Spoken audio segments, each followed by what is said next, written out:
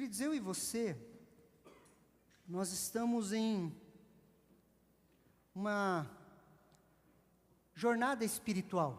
Eu e você estamos caminhando em uma jornada espiritual e de tempos em tempos, queridos, nós precisamos...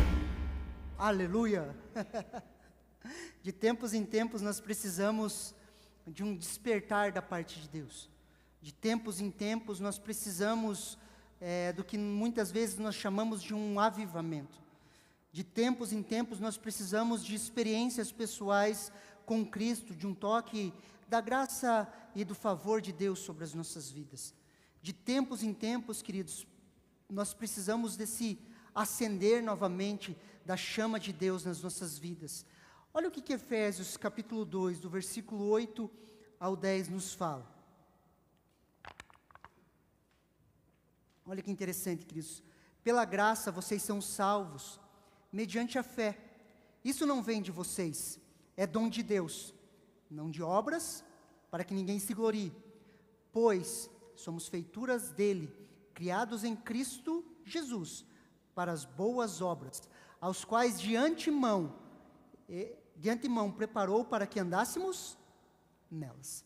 Queridos, nós estamos falando de propósito já há algumas semanas, e quando nós falamos de salvação, a salvação, ela não é o fim, mas ela é o início de uma nova vida. É o início de uma nova vida. A salvação, ela abre portas para uma nova jornada, de uma nova vida, onde eu e você somos chamados para andar em boas obras. Nós somos chamados para andar em boas obras, coisas novas. Por isso, queridos, que nessa caminhada dessas boas obras, eu e você precisamos de tempos em tempos de um avivamento pessoal.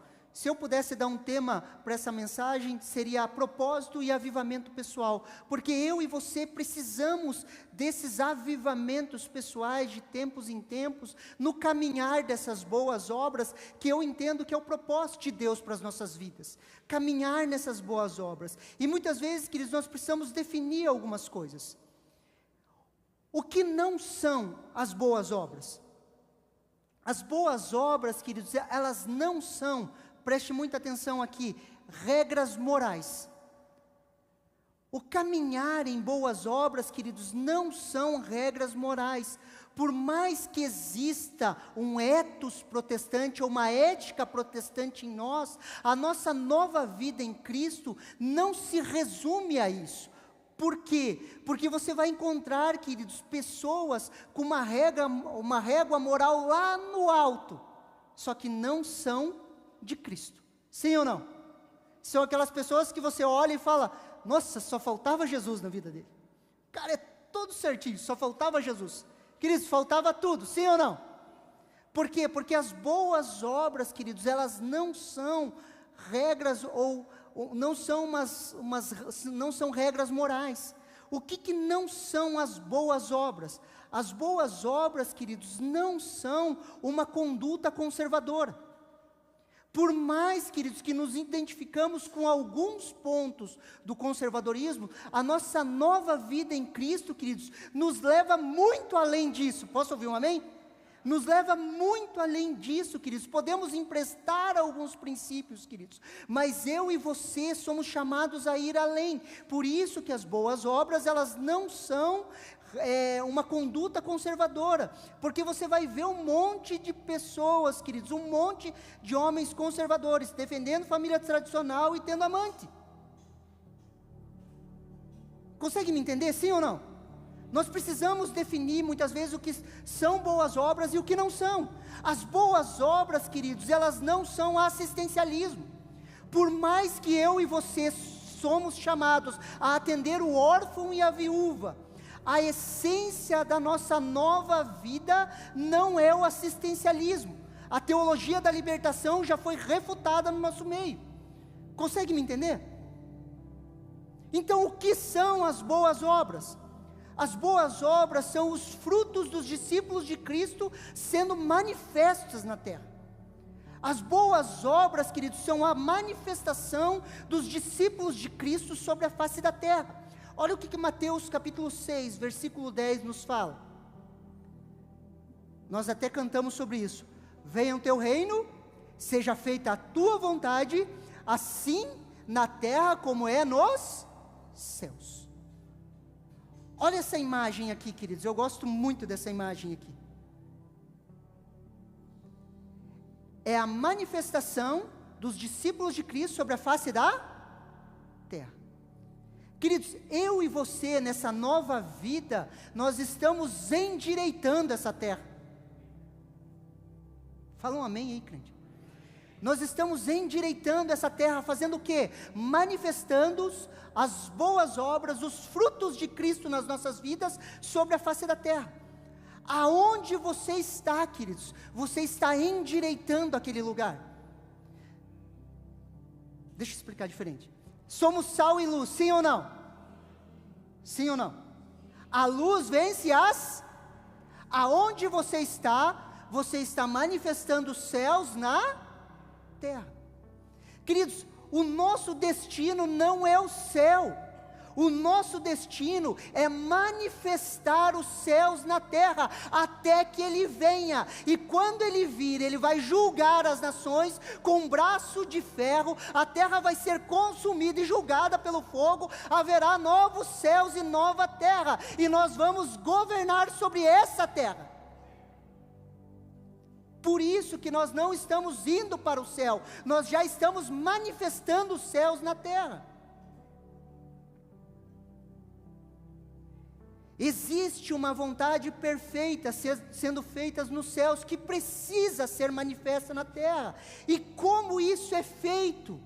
Através da igreja, queridos, através dos discípulos de Cristo. Repete assim comigo, discípulos. Através dos discípulos de Cristo, daqueles que estão caminhando para o seu propósito, aqueles que estão caminhando para o plano original.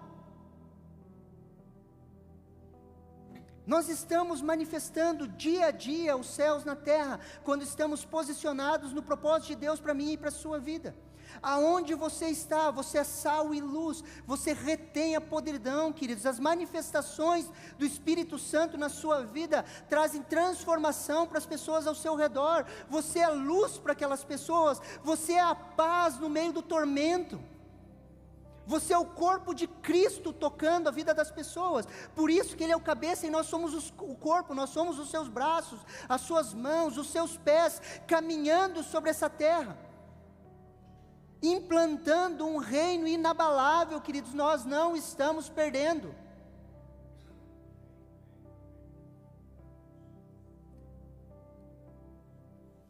Para que isso aconteça, queridos, nós precisamos prestar atenção em três chamados ou estágios das nossas vidas, três chamados de Jesus sobre as nossas vidas. Primeiro, Mateus capítulo 11, versículo do 28 ao 30. Mateus 11, 28 ao 30. Olha que interessante. Venham a mim, todos vocês que estão cansados e sobrecarregados, e eu os aliviarei.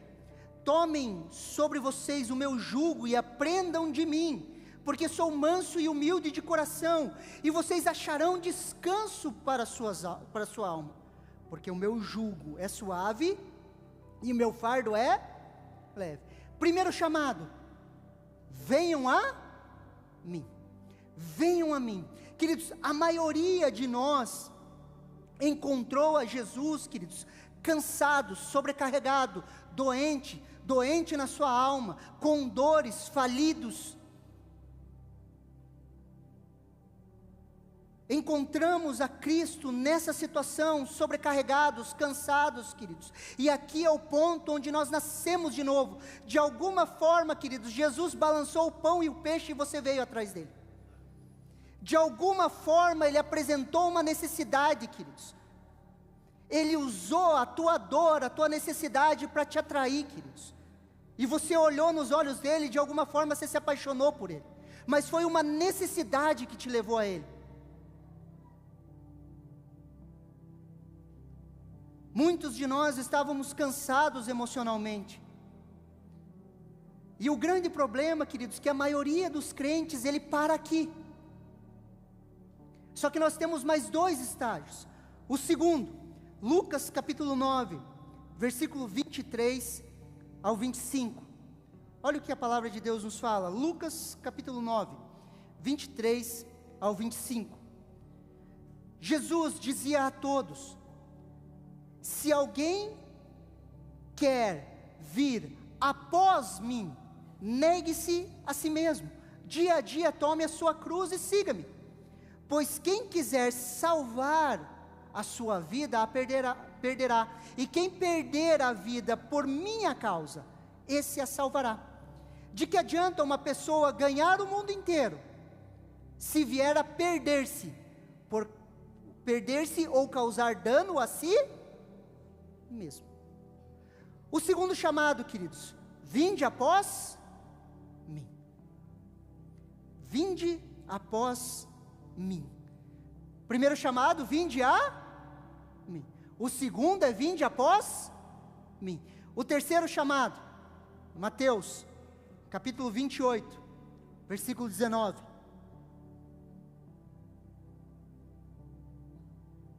Portanto, vão e façam discípulos de todas as nações, batizando-os em nome do Pai, do Filho e do Espírito Santo.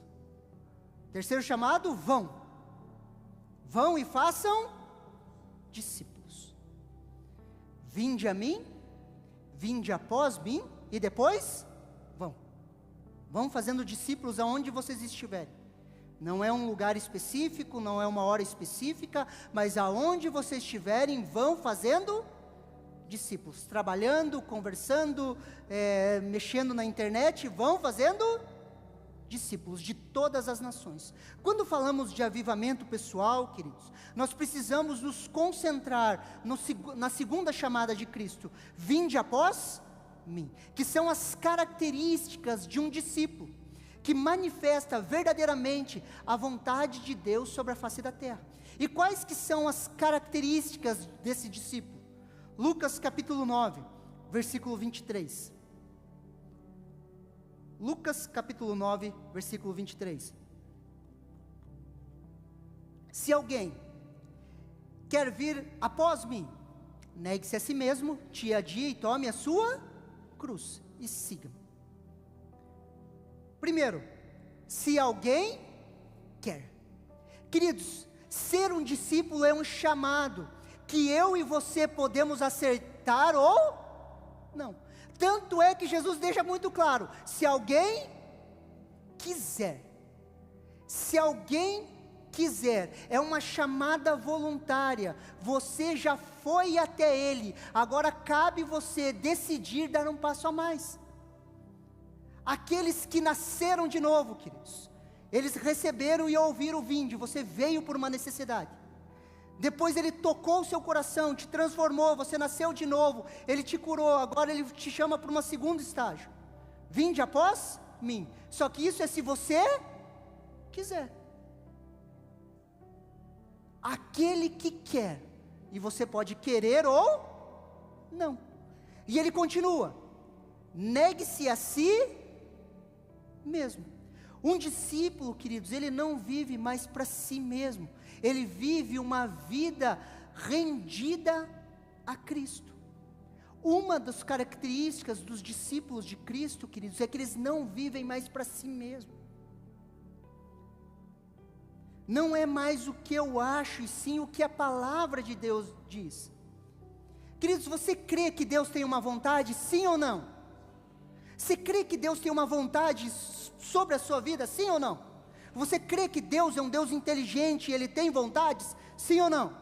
Se você diz que Deus tem uma vontade, queridos, e Jesus é Senhor da sua vida, automaticamente você perde a sua autonomia. Queridos, você perde a sua autonomia. Se Deus tem uma vontade e Ele é o seu Senhor, você não tem mais autonomia. Você vive debaixo de um senhorio. E a grande verdade é que você nunca teve autonomia. Porque no reino das trevas você estava sendo escravo das suas vontades, dos teus desejos e do príncipe da potestade do ar. e Ele te libertou disso. Queridos, queira ou não, a gente não gosta de falar isso, mas a nossa vontade nos escraviza.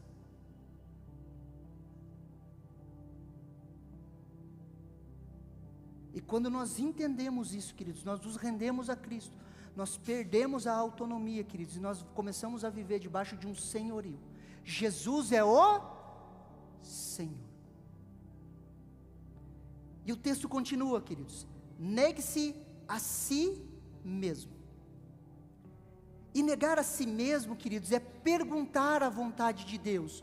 Qual é a sua vontade, para que eu possa manifestar sobre a face da terra? Por isso que não são regras de conduta moral, é um relacionamento onde nós ouvimos e obedecemos. É um relacionamento, queridos. A minha pergunta é: qual que foi o último não que Deus te falou? Se Deus não te fala não, queridos, corre um grande risco de você estar servindo a si mesmo.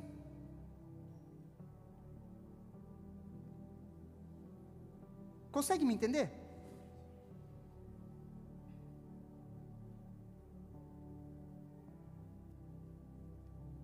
E ele continua: dia a dia, tome a sua cruz e siga-me. Queridos, é dia a dia, no domingo, mas também na segunda-feira, vivemos o Evangelho todos os dias. Todos os dias, é dia a dia, vivendo a obra redentora de Cristo Jesus, é se rendendo à vontade dEle, é ouvindo os direcionamentos dEle, e obedecendo aquilo que Ele nos direciona. É todos os dias, tome a sua cruz. Na nossa cultura, queridos, nós não entendemos tão bem isso, mas naquela época era comum as pessoas estarem carregando a sua cruz. O Império Romano, queridos, ele crucificou milhares, talvez centenas de milhares de pessoas, queridos. Muitas pessoas foram crucificadas, e quando isso acontecia, eles já sabiam: aquela pessoa está condenada à morte. Ela está carregando a sua cruz, ela está condenada à morte, e isso é a realidade de um discípulo de Cristo, porque nós não vivemos mais para nós mesmos, mas nós vivemos para Ele. Olha o que Gálatas capítulo 2, versículo do 19 ao 20 nos fala.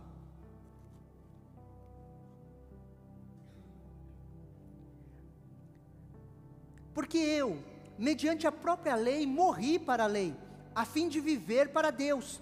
Estou crucificado com Cristo. Logo, já não sou eu mais quem vive, mas Cristo vive em mim. E esse viver que agora tenho na carne, vivo pela fé no Filho de Deus, que me amou e se entregou por mim. Querido, Paulo estava falando do morrer para a autojustificação através das obras da lei, que ele havia morrido para a lei, para viver para Cristo, para Deus. Agora Cristo vive através dele. Por quê? Porque ele se considera crucificado com Cristo. Cristo vive através dele, por quê? Porque ele se considera crucificado com Cristo. E precisamos observar esse entendimento, queridos. Cristo vive em nós, e essa vida que vivemos para manifestar Cristo sobre a face da terra, ser como Ele e servir como Ele. Eu e você somos o ponto de contato entre céus e terra, por isso que nós morremos para a velha vida, e nós começamos a manifestar a nova vida em Cristo, que são as boas obras, e essas boas obras, queridos, são para que elas aconteçam, é necessário que eu e você estejamos crucificados, que nós possamos morrer para que isso aconteça. Um exemplo simples, queridos, que pega todos nós, é o perdão. Você já se ofendeu com alguém, sim ou não? Sim ou não? Quando você está ofendido com alguém, queridos, não adianta argumentar com Deus. Você já fez isso? Não, mas eu não fiz nada, foi Ele que fez. Você já tentou isso? Qual que é sempre a resposta? Perdoe. Queridos, a sua vontade é perdoar? Não. Ainda mais quando você tem razão. Queridos, você já viu briga de trânsito? Um querendo bater no outro. Ele quer bater no outro por quê? Porque ele tem razão. E quando eu tenho razão, queridos, sai um vulcão de dentro de mim. E esse vulcão diante de Deus, Deus coloca a mão e resiste, porque é o nosso orgulho. E Ele fala o quê? Perdoe. Mas eu tenho razão, queridos. As pessoas se agridem pelas suas razões, elas matam pelas suas razões. E se nós não crucificamos isso, nós não manifestamos a vontade de Deus, que é o perdão, o amor, graça, favor, que são as obras de Cristo através das nossas vidas, que é o céu se manifestando na terra. Queridos, você é o ponto de contato entre céu e terra, queridos. Por isso que tua mente às vezes fica confusa. Pastor, eu acho que eu sou bipolar. Às vezes não, queridos, é o Espírito Santo tentando te convencer e a tua carne lutando contra isso.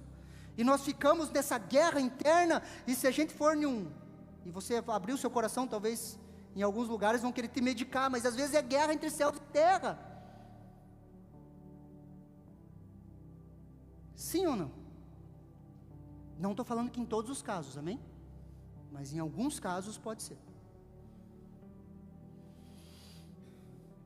E por que eu e você morremos? Porque entendemos que o Filho de Deus, Jesus Cristo, se entregou por mim e por você. O que nos move a subir na cruz é esse entendimento. Por amor a Jesus, que morreu em uma cruz por mim, e por amor a Deus, eu entrego a minha vida por Ele. É esse entendimento, queridos, quando eu entendo isso, que o Filho de Deus se entregou por mim, e subiu em uma cruz para resgatar a minha vida, eu subo em uma cruz. Esse é o nosso culto racional. Olha o que Romanos capítulo 12, versículo 1 nos fala. Portanto, irmãos, pelas misericórdias de Deus, peço que ofereçam o seu corpo como sacrifício vivo, santo e agradável a Deus. Esse é o culto racional de vocês. Ele começa ali, queridos, portanto, ele está ligando o capítulo 12 com o capítulo 11. No capítulo 11 você vai ver a restauração do Estado de Israel, as promessas de Deus sobre aquela nação, que eu e você fomos enxertados nessa oliveira, que as bênçãos de Abraão estão sobre as nossas vidas. E o apóstolo Paulo vai falando da restauração da aliança com Israel, porque Deus é um Deus de aliança e não rompeu essa aliança, e em um só dia toda Israel será salva. Nós não sabemos como isso vai acontecer, mas a Bíblia diz que vai acontecer. Existe uma aliança, e ele vem conversando a respeito disso. Ele fala que eu e você estamos enxertados nessa aliança. Nós não estamos vivendo mais sem Deus na terra, nós temos promessas sobre as nossas vidas. E ele entra no capítulo 12 falando, portanto, por causa do capítulo 11, das promessas do capítulo 11, portanto, irmãos, rogo pelas misericórdias de Deus. Parafraseando, ele está falando assim, pelo amor de Deus, entenda isso que eu estou te falando. Entenda isso que eu estou te falando. Ofereça o seu corpo como sacrifício vivo, santo e agradável a Deus, que é o culto racional. E aqui não é o culto de domingo. O culto tem que ser mais racional. Não é o culto de domingo, queridos. Aqui não é o nosso culto de domingo, é entender de forma racional que Cristo se entregou por mim, e eu me entrego por Ele dia a dia. Olha, queridos, que interessante essa tradução de a mensagem, Romanos capítulo 12, versículo 1, na tradução a mensagem, ele fala assim, portanto, com a ajuda de Deus, quero que vocês façam o seguinte: entreguem a vida cotidiana, dormir, comer, trabalhar, passear, a Deus como se fosse uma oferta, recebendo o que Deus fez por vocês, é o melhor que podem fazer por Ele. É entregar, queridos, a nossa vida cotidiana.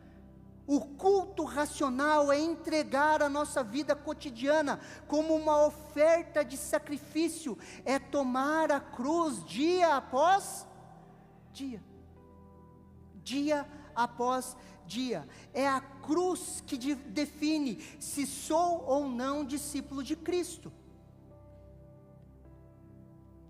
Olha o que Lucas capítulo 14, do versículo 26 ao 27 nos fala. Se alguém vem a mim e não me ama mais do que ama o seu pai, a sua mãe, a sua mulher, os seus filhos, os seus irmãos, as suas irmãs, até a sua própria vida, não pode ser o meu discípulo.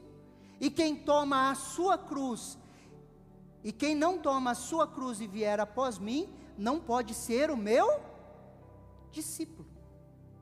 Queridos, é uma entrega total de renúncia, é uma entrega racional, com o entendimento que Cristo morreu por nós. Por isso, queridos, que as boas obras, elas não são regras morais, elas não são conservadorismo, elas não são assistencialismo, mas um povo que entende o Evangelho e sobe em uma cruz, manifestando a vontade de Deus de forma radical e cumprindo o seu propósito.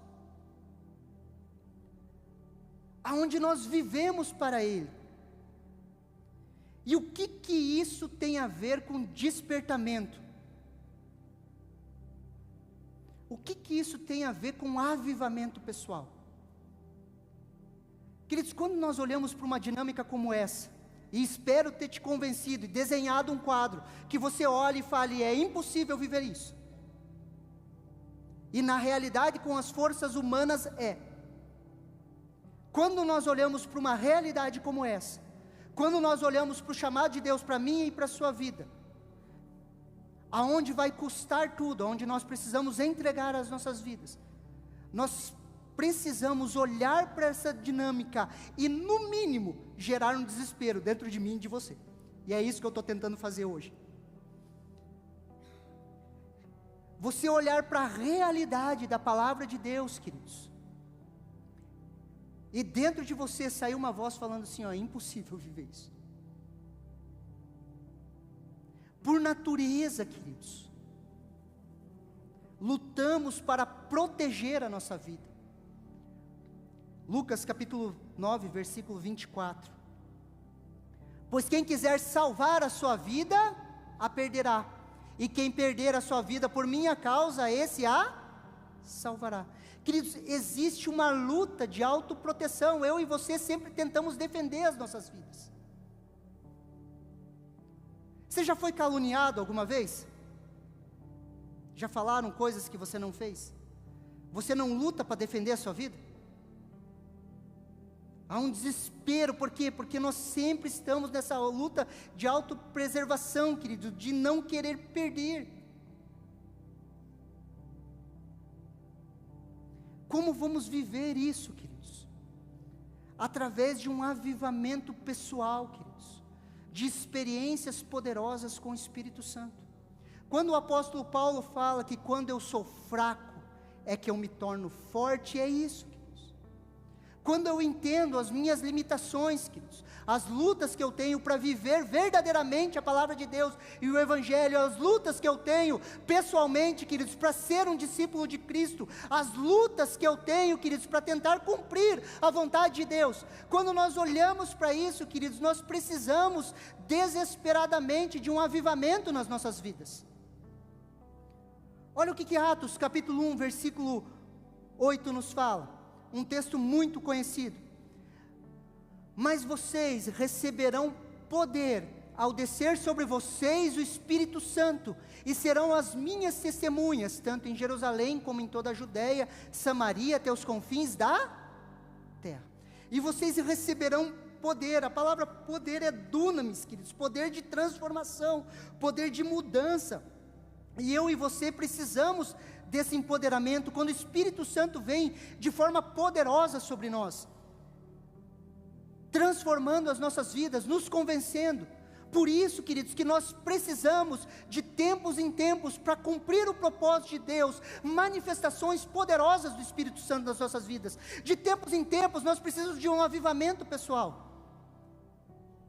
Quando nós olhamos para a realidade da palavra de Deus, queridos, nós precisamos disso para cumprir esses propósitos. Quando o Espírito Santo vem sobre nós, queridos, aquele que mentia não mente mais, aquele que roubava não rouba mais. Por quê? Porque foi empoderado pelo Espírito para as boas obras, porque foi empoderado para viver o seu propósito, foi empoderado para viver uma vida de renúncia, queridos. E eu e você precisamos dessas experiências. Precisamos, queridos. Olha o que Efésios capítulo 5, versículo 18 nos fala. E não se embriaguem com vinho, pois isso leva à devassidão, mas deixem-se encher do Espírito. Mais uma vez, queridos, deixem-se. Precisamos, queridos, ver que temos uma necessidade de se render, ouvir e obedecer, deixar. Nós precisamos olhar para isso e falar: eu me rendo ao Senhor, eu preciso dessas experiências, eu preciso da ação do seu Espírito na minha vida. Queridos, preste muita atenção aqui em mim. O problema não é não ter, queridos. O problema é não ter e achar que tem. Esse é o grande problema. O problema não é o não ter, o problema é não ter e achar que tem. Quando olhamos para a nossa vida, olhamos os textos que nós analisamos hoje, e eu falar assim: cara, está tudo bem, tem algo de errado. Consegue me entender, sim ou não? Queridos, quando nós olhamos para as nossas vidas, nós não conseguimos falar que está tudo bem. Quando nós analisamos esses textos, eu e você precisamos de um despertamento. Eu e você precisamos dessa ação poderosa do Espírito nas nossas vidas. Quando nós olhamos o desafio que Deus nos deu, queridos, eu e você fomos chamados para manifestar a Deus sobre a face da terra. Quando nós olhamos isso, queridos, e você lembra dos seus desafios pessoais, que você tem na segunda-feira, com o seu colega de trabalho, nas suas dificuldades, as nossas dificuldades de nos perdoar, as nossas dificuldades que nós temos de relacionamento, as nossas dificuldades que nós temos de olhar com olhos de amor para a vida das pessoas, as dificuldades que nós temos até de amar a Deus, queridos. Eu e você necessitamos de experiências poderosas com o Espírito Santo de Deus. Nós necessitamos, queridos, não é uma questão de arrepio, não é uma questão de as pessoas caírem, é uma questão de vida ou morte. Eu e você necessitamos disso. Olhe, queridos, com olhos claros, veja os seus relacionamentos, olhe para a sua vida. Nós precisamos, queridos. As águas seriam derramadas sobre a terra sedenta, queridos. Só que se está tudo bem, não está sedento, então a chuva não vem.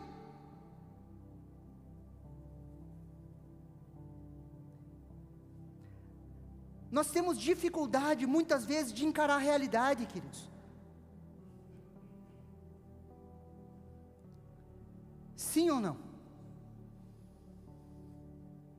E nós entramos em um processo de contar historinha. Um exemplo claro é a academia. O cara faz lá: vou para a academia o ano inteiro, escreve lá no projeto de vida dele. Começa a ir para a academia. Quando ele para de ir para a academia, o que ele faz? Minha vida é muito corrida. Ele conta, a gente conta historinha para nós mesmos. Talvez, queridos, nessa pregação você está contando historinha para você mesmo. Mas não é bem assim, né? O pastor é meio radical. Olha o cabelo dele. Ele é meio esquisito, não deve ser isso. E a gente começa a contar historinhas para nós mesmos, queridos, para uma autossabotagem, porque eu e você não conseguimos muitas vezes encarar a realidade. E a realidade é, queridos, que eu e você necessitamos desses avivamentos. Só que se a gente não falar eu preciso, vai continuar do mesmo jeito.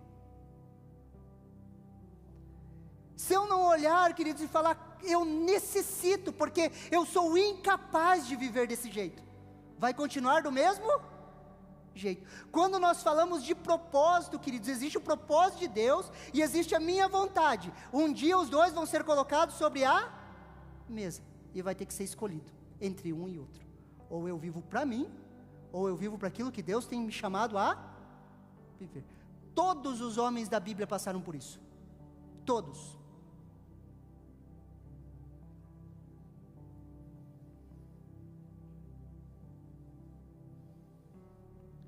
Olha o que Lucas capítulo 5, queridos, versículo 31 ao 32. Lucas capítulo 5, versículo 31 a 32. E eu quero encerrar com esse versículo. Gostaria até de chamar a equipe de louvor a subir aqui. Jesus tomou a palavra e disse, preste muita atenção aqui, os sãos não precisam de médico, e sim os doentes. Não vim chamar o justo, e sim os pecadores ao arrependimento. Os sãos não precisam de médico. A grande questão, queridos, havia alguém que era são naquela época? Não. Só que existiam pessoas que achavam que estava tudo bem, que achavam que eram sãos, que achavam que estava tudo bem. Consegue me entender, sim ou não? A grande questão é que hoje, para mim e para você, a pergunta, a afirmação de Jesus se repete. Ele não veio chamar os sãos, porque os sãos, eles não precisam de médico. Consegue me entender, sim ou não? Por isso que eu e você, no propósito de Deus para as nossas vidas, depois que nós nascemos de novo, somos desafiados a viver as boas obras, nós viemos até Jesus, agora nós temos que ir após Ele, ser discípulo dEle, e nessa caminhada, queridos, dia a dia, queridos, eu e você precisamos de experiências com o Espírito Santo de Deus, nós precisamos do toque, nós precisamos da unção, da cura, da graça, do favor, tocando as nossas vidas, tocando os nossos relacionamentos, tocando aquilo que nós fazemos, nos levando para mais próximos dEle.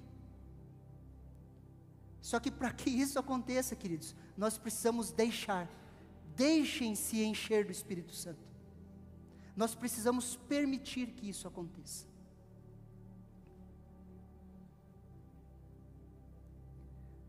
Você recebe essa palavra no seu coração?